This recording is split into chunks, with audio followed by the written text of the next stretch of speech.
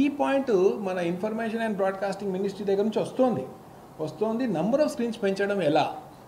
So అది దాని మీద ఫోకస్ చేస్తే మనకు ప్రొడ్యూసర్లు కూడా నష్టపోవద్దు. Definitely they should make money.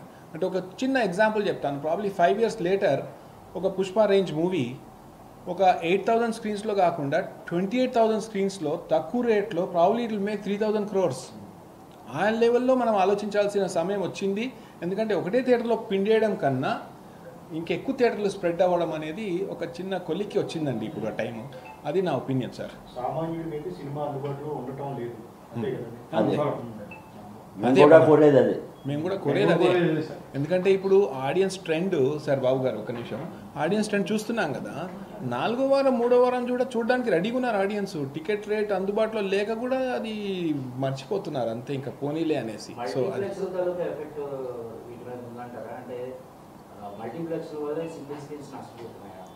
ఆ కంపారిజన్ లేదులేండి. ఎందుకంటే ఆడియన్స్ తరఫు నుంచి రెండిటికి ప్రోత్సాహం ఉంది. అంటే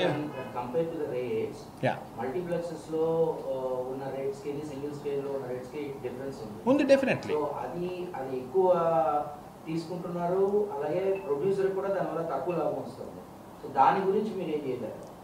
అదొక క్లియర్ చెప్తాను సార్. ఇప్పుడు ఇటు రండి.